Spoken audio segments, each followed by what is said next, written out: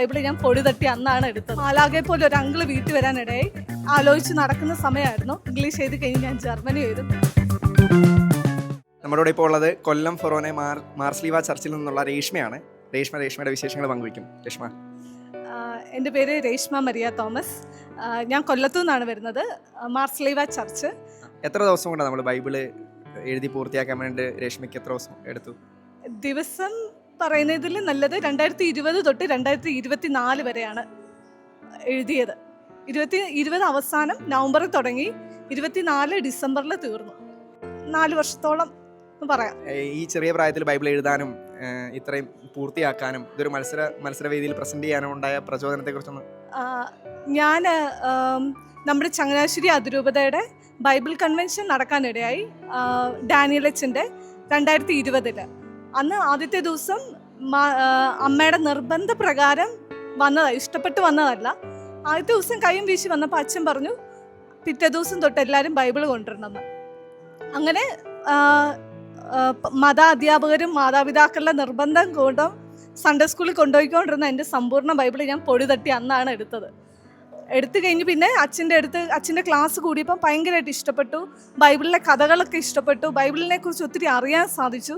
ആ അറിഞ്ഞതല്ല എൻ്റേതായ രീതിയിൽ ഞാൻ ബൈബിളിൽ എഴുതി തുടങ്ങി. ബൈബിളിലെ സൈഡിൽ എഴുതി. അങ്ങനെ ബൈബിളിനോടുള്ള ഇഷ്ടം കൂടി.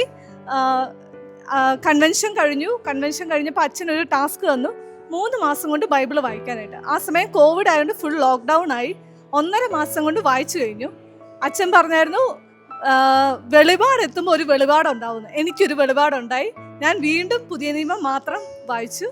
അത് കഴിഞ്ഞ് വായിച്ചു തീർന്ന അന്ന് മാലാകെ പോലെ ഒരു അങ്കിള് വീട്ടിൽ വരാനിടയായി. അങ്കിളിൻ്റെ കാറിൽ നിന്ന് ഒരു സെറ്റ് പേപ്പർ എൻ്റെ തന്നിട്ട് പറഞ്ഞു എഴുതാൻ പറഞ്ഞു. അങ്ങനെ എഴുതി തുടങ്ങിയതായി ബൈബിൾ എഴുതി പൂർത്തിയാക്കുന്ന ആ ഒരു വേളയിൽ ഒരുപാട് ദൈവാനുഭവങ്ങൾ ഉണ്ടായിട്ടുണ്ടല്ലോ. പലരും നമ്മളോട് നേരത്തെ പറഞ്ഞ് സംസാരിച്ചവരൊക്കെ അവരുടെ ദൈവാനുഭവങ്ങളെ കുറിച്ചും പറഞ്ഞു. അങ്ങനെ രേഷ്മയ്ക്കുണ്ടായ ആ ദൈവാനുഭവങ്ങളൊന്ന് പങ്കുവയ്ക്കാം. ഈ ബൈബിൾ എഴുതാൻ തുടങ്ങിയ സമയത്ത് എൻ്റെ കല്യാണം നല്ല മൂർത്തേനെ ആലോചിച്ച് നടക്കുന്ന സമയമായിരുന്നു. ഒരു താല്പര്യമില്ലായിരുന്നു ഇപ്പം കെട്ടണം എന്നുള്ളത്. പക്ഷേ ബൈബിള് വായിക്കുന്നതോടുകൂടി ദൈവം എന്നെ ഒരുക്കി, നല്ലൊരു വിവാഹ ജീവിതത്തിലേക്ക് ഒരുക്കി. ഞാൻ പ്രാർത്ഥിച്ചു, മാതാവേ, നീതിമാനായ ഒരു ഭർത്താവിനെ നിനക്ക് കിട്ടിയ പോലെ ജോസഫിനെ പോലെ ഒരാളെ എനിക്കും തരണമെന്ന്. അങ്ങനെ എനിക്ക് നല്ലൊരു ഫാമിലി കിട്ടി, നല്ലൊരു ഹസ്ബൻഡ് കിട്ടി. ആ സമയത്ത് എൻ്റെ പപ്പായ്ക്ക് ഇച്ചിരി അസുഖങ്ങളുണ്ടായി. ആ സമയത്തെല്ലാം ഞാൻ ബൈബിൾ എഴുതുമായിരുന്നു. അസുഖങ്ങളൊക്കെ ഇപ്പം നല്ലതായിട്ട് സൗഖ്യം വന്നു. വിരുന്നിന് പോകുന്ന വീടുകളിലെല്ലാം എൻ്റെ കൂടെ ബൈബിൾ ഉണ്ടായിരുന്നു. ഞങ്ങൾ എവിടെ പോയാലും എൻ്റെ കൂടെ ബൈബിൾ ഉണ്ടായിരുന്നു. ആ വീടുകളെല്ലാം ഞാൻ സമർപ്പിച്ച് പ്രാർത്ഥിച്ചു. പിന്നെ അത് കഴിഞ്ഞ് എൻ്റെ ഈ 2024 എനിക്ക് ഒത്തിരി അനുഭവങ്ങളുണ്ടായിരുന്നു. പപ്പയുടെ സൗഖ്യം ഒക്കെ ഉണ്ടായത് ഈ 2024 എൻ്റെ സിസ്റ്ററിൻ്റെ കല്യാണം നല്ല രീതിയിൽ നടന്നു. പിന്നെ അത് കഴിഞ്ഞിട്ട് എൻ്റെ ബ്രദറിന് ഒരു ബിസിനസ് സ്റ്റാർട്ട് ചെയ്യാൻ പറ്റി.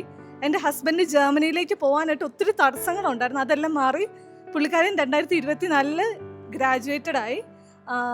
അതൊക്കെ എനിക്ക് ഒത്തിരി നല്ല, ഈ ബൈബിൾ എഴുതുന്നതോടുകൂടി നമുക്കൊത്തിരി ബ്ലെസ്സിങ്സ് കിട്ടുന്നുണ്ടായിരുന്നു. ആ ബ്ലെസ്സിങ്സ് കിട്ടി എനിക്ക് ഇത് വേണേ നേരത്തെ എഴുതി തീർക്കായിരുന്നു. പക്ഷേ ദൈവവും ഞാനുമായിട്ടുള്ള ഒരു കമ്മ്യൂണിക്കേഷൻ പോകുമെന്ന് പേടിച്ച് ഞാൻ നീട്ടിയതാണ്. ചില സമയത്തൊക്കെ എഴുതാതെ നടക്കും, എനിക്കിത് തീരണ്ടെന്ന് പറഞ്ഞ് നടക്കുമായിരുന്നു. പിന്നെ 24 ഇത്രയും അത്ഭുതങ്ങൾ ദൈവം എനിക്ക് തന്നപ്പം ഞാൻ തിരിച്ച് ദൈവത്തിന് അതിൻ്റെ നന്ദി സൂചകമായിട്ട് തീരുമാനിച്ചു എൻ്റെ ബൈബിൾ എഴുതി തീർക്കാമെന്ന്. ഞാൻ രഹസ്യമായിട്ട് വെച്ചിരുന്നതാണ് എഴുതുന്ന കാര്യങ്ങളൊക്കെ. പക്ഷേ എന്നെ കെട്ടിച്ച് വീട്ടിലെ എൻ്റെ ഡാഡിയും മമ്മിയും എനിക്ക് ഭയങ്കര സപ്പോർട്ടായിരുന്നു. അവരാണ് ഇത് ചെക്ക് ചെയ്തത്, ഞാൻ എന്തെങ്കിലും മിസ്സായിട്ടുണ്ടോ. പിന്നെ അതുപോലെ തന്നെ ഞങ്ങളുടെ പള്ളിയിലെ റോഷസ് സ്റ്റീഫൻ അച്ഛൻ കഴിഞ്ഞ ഞായറാഴ്ച ഇടവക ദിനത്തിന് എന്നെ ആദരിച്ചിരുന്നു. അച്ഛൻ പറഞ്ഞു എനിക്കിനി ഇംഗ്ലീഷ് ബൈബിൾ അച്ഛൻ തരാം. ഞാനിനി ഇംഗ്ലീഷ് എഴുതും. ഞാൻ ജർമ്മൻ പഠിക്കുന്നുണ്ട്. ഇംഗ്ലീഷ് എഴുതി കഴിഞ്ഞ് ഞാൻ ജർമ്മനി എഴുതും. ജർമ്മൻ ഇതുവരെ ഇവിടെ ആരും എഴുതിയതായിട്ട് ഞാൻ കണ്ടില്ല. ഞാൻ MCA പഠിച്ചായിരുന്നു. അത് കഴിഞ്ഞ് ഞാൻ ഇപ്പം ജർമ്മനിയിലേക്ക് പോകാനായിട്ട് ഉള്ള ഇതിലാണ്. പേപ്പർ വർക്ക് ഒന്നും സ്റ്റാർട്ട് ചെയ്യാൻ പോകുന്നു. ജർമ്മൻ പഠിച്ചുകൊണ്ടിരിക്കുവായിരുന്നു ഇപ്പോൾ. ഇനി ഇംഗ്ലീഷ് ബൈബിൾ എഴുതാൻ വേണ്ടിയിട്ട് ഇനി തയ്യാറെടുക്കുവാണ്. ജർമ്മൻ പഠിച്ചതിന് ശേഷം ഇനി ജർമ്മൻ എഴുതാൻ വേണ്ടിയിട്ട് പോകുന്നു.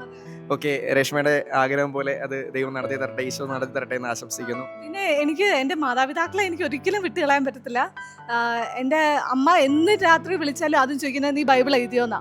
അമ്മയുടെ ആ ഒരു പ്രചോദനമൊക്കെയാണ് ശരിക്കും എന്നെ ഈ ബൈബിൾ എഴുതാനൊക്കെ ആയിട്ട്. എൻ്റെ സഹോദരി എഴുതുന്നുണ്ട്, അവളെ ബോംബെയിലാണ്. അവിടെയും ആരും ഇങ്ങനെ എഴുതി കണ്ടിട്ടില്ല, പക്ഷെ അവൾ എഴുതുന്നുണ്ട്. ഈ ഇന്നലെ എൻ്റെ കസിൻസ് ഒക്കെ വീട്ടിൽ വന്നവരെല്ലാം ഇത് കണ്ടു. കുറേ പേര് എഴുതുന്നുണ്ട്. ഇത് കണ്ടു പോയിട്ട് എൻ്റെ ഒരു കുഞ്ഞു കസിൻ, അവനാണെങ്കിൽ 6ാം ക്ലാസ്സിലായിട്ടുള്ളൂ, ഉൽപ്പത്തിയുടെ ആദ്യത്തെ ഒരു പേജോളം അവൻ എഴുതി. നമ്മളിത് പള്ളിയിൽ വെക്കാനായിട്ടാണ്, ഞാൻ എൻ്റെ ഇടവകയിൽ വെക്കാനായിട്ടാണ്. കാരണം ആരെങ്കിലും ഇൻസ്പയർ ചെയ്ത് എഴുതുവാണെങ്കിൽ അങ്ങനെ. ഇപ്പം ഇത് മത്സരത്തിന് ഞാൻ കൊടുക്കുന്നുണ്ട്. ഏപ്രിലിൽ ഇത് തിരിച്ചു വരും. പിന്നെ ഞാൻ എൻ്റെ ഇടവക ദേവാലയത്തിൽ വെക്കാനാണ്, തോമസ് ലീഹ ചർച്ച് കൊല്ലത്ത് വെക്കാനാണ് plan. Okay, thank you Reshma.